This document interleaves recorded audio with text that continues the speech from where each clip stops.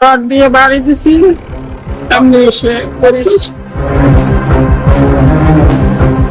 শরীয়তপুর সদর উপজেলার চন্দ্রপুর এলাকায় ঘটে গেছে এক ভয়ঙ্কর ও হৃদয় বিদারক ঘটনা। অভিযোগ উঠেছে এক স্ত্রী নিজের স্বামীকে হত্যা করে মরদেহের মাংস ফ্রিজে লুকিয়ে রাখার চেষ্টা করেছে এবং হাত পা আলাদা করে ফেলেছে। কী ছিল এই নৃশংস ঘটনার পেছনের রহস্য? পুরো ঘটনা জানতে ভিডিওটি শেষ পর্যন্ত দেখুন এবং চ্যানেলটি সাবস্ক্রাইব করে সঙ্গেই থাকুন।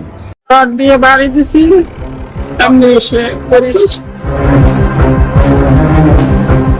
স্বামীকে হত্যার পর মরদেহ টুকরো টুকরো করে বিভিন্ন স্থানে লুকানোর মতো চাঞ্চল্যকর অভিযোগ উঠেছে স্ত্রীর বিরুদ্ধে।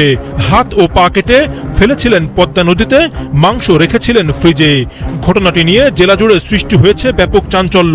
অভিযুক্ত স্ত্রীকে আটক করেছে পুলিশ। লোমহর্ষক ঘটনাটি ঘটেছে শরীয়তপুর সদর উপজেলার চন্দ্রপুর এলাকায়। গত 13 মে গভীর রাতে নিজ বাসাতেই স্ত্রী আসমা বেগমের হাতে খুন হয়েছেন জিয়া সর্দার নামের এক প্রবাসী। পুলিশের হাতে আটকের পর স্বামী হত্যার লোমহর্ষক ঘটনার স্বীকারোক্তি দিয়েছে আসমা বেগম নিজেই। জানা যায়, ফেসবুকে পরিচয়ের পর গোপালগঞ্জের টুঙ্গিপাড়ার আসাদ তালুকদারকে ছেড়ে শরীয়তপুরের মাহমুদপুর এলাকার প্রবাসী জিয়া সর্দারকে বিয়ে করেন পিরোজপুরের নাজিরপুরের আসমা বেগম। বৃহস্পতিবার রাতে পারিবারিক বিষয় নিয়ে স্বামী স্ত্রীর মধ্যে ঝগড়ার এক পর্যায়ে ঘরে থাকা লোহার রড দিয়ে স্বামীকে একাধিক আঘাত করেন আসমা। এতে ঘটনাস্থলে মারা যান জিয়া। হত্যার পর ঘটনাটি ধামাচাপা দিতে মরদেহ টুকরো টুকরো করা হয়। 2 হাত ও 2 পা বিচ্ছিন্ন করে পদ্মা নদীতে ফেলে দেন আর শরীরের অন্য অংশ সদর উপজেলার আটং বৃক্ষতলা এলাকার একটি পুকুর পাড়ে রেখে আসেন। এতেই শেষ নয়, শুক্রবার বিকেলে মরদেহের মাংস আলাদা করে বস্তায় ভরে ফ্রিজে লুকানোর চেষ্টাও করেন অভিযুক্ত আসমা বেগম। ও হচ্ছে আমার বড় ভাই, ও বিদেশে থাকতো, তো বিদেশ থেকে আসছে। ও হয়তো এখন যে ওয়াইফ ওরে হয়তো বা কি রিলেশনশিপ করে বিয়ে করছে। দেন ও আসার পরে হয়তো ওরে নিয়ে আলাদা রুমে থাকতো, ভাড়া নিয়ে থাকতো। আমি আধা ঘন্টা আগে নিউজ পেলাম যে ওরে মাইরা ফেলাইছে, মাইরা ড্রামে ভরে এখানে এসে ফেলাই দিছে। দেন এখন ঘটনাস্থলে এসে দেখলাম যে অবস্থা। আসামি তো শুনলাম কি বলি পড়ছে, এখন ওনাদের হেফাজত আছে, পুলিশ হেফাজত আছে। পুলিশের আমি যতটুকু পারলাম তাদের সাথে আলোচনা করলাম, ওনারা বললে আসামি আমাদের হেফাজত আছে। এখন আইনগতভাবে আমরা চাইডার সর্বোচ্চ একটা বিচার চাচ্ছি। পরে দুর্গন্ধ ও সন্দেহজনক আচরণ দেখে স্থানীয়রা জাতীয় জরুরি সেবা 999-এ কল দিলে ঘটনাস্থলে পৌঁছে পুলিশ আসমাকে আটক করে। পুলিশের জিজ্ঞাসাবাদে হত্যার কথা স্বীকার করেন তিনি। তার দেওয়া তথ্যের ভিত্তিতে মরদেহের বিভিন্ন অংশ উদ্ধার করা হয়। এ ঘটনায় ক্ষোভ ও বিচার দাবি জানিয়েছেন নিহতের পরিবার ও স্থানীয়রা। যারা হত্যা করছে আমি এগো বিচার চাই। হ্যাঁ, আমি এগো বিচার চাই। কি অপরাধ আমার ছেলেরে হত্যা করলো?